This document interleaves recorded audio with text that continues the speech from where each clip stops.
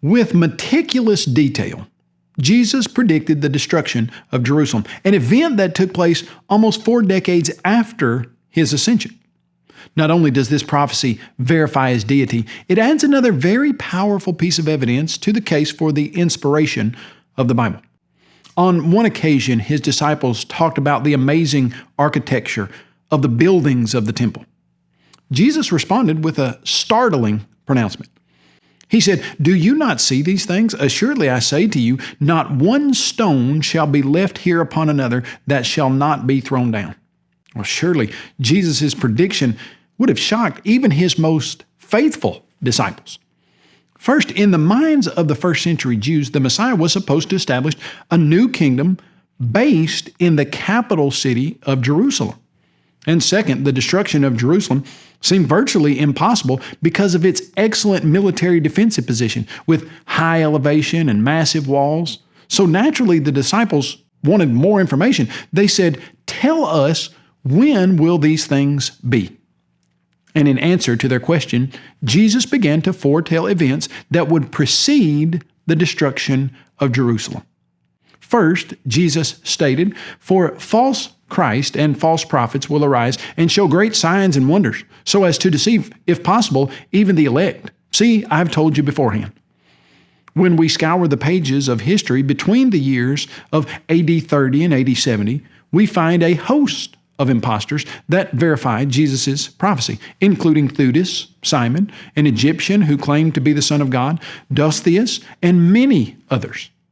Second, Jesus predicted that there would be wars and rumors of wars, and that nation would rise against nation, and kingdom against kingdom. The Roman historian Tacitus wrote of the months leading up to AD 70 when he stated, "I am entering on the history of a period rich in disasters, frightful in its wars, torn by civil strife, and even in peace full of horrors. 4 emperors perished by the sword. There were 3 civil wars. There were more with foreign enemies. There were often wars that had both characters at once."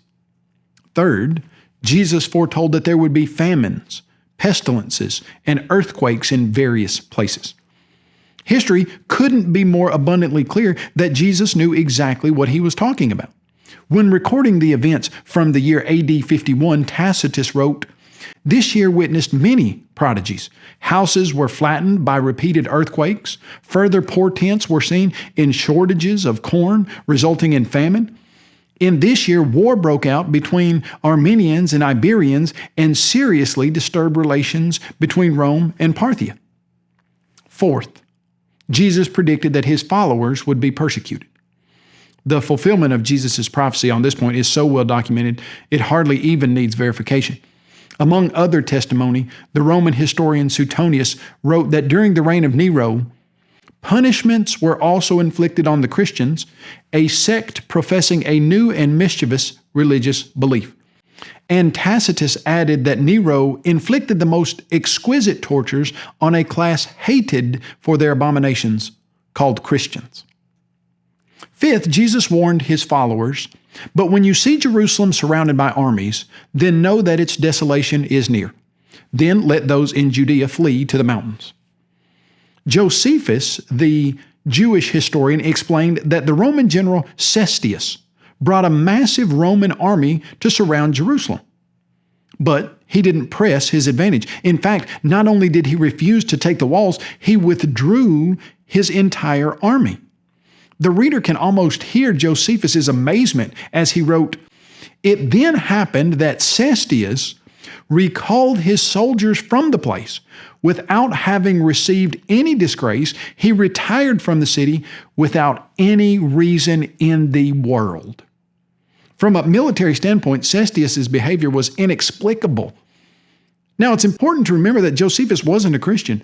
He seems to be totally unaware of Jesus' predictions and certainly never considered Cestius' actions to be a fulfillment of Jesus' prophecy.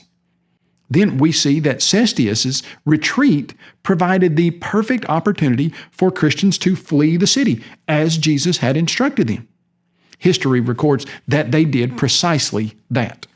Church historian Eusebius wrote, "And when those that believed in Christ had come there from Jerusalem, then, as if the royal city of the Jews and the whole land of Judea were entirely destitute of holy men, the judgment of God at length overtook those who committed such outrages against Christ and his apostles, and totally destroyed that generation of impious men." 6. Jesus predicted that there would be days of vengeance and great distress in the land and wrath upon this people. Of the terrors that occurred in Jerusalem, Josephus wrote, "Neither did any city ever suffer such miseries, and that it exceeded all the destructions that either men or God ever brought upon the world."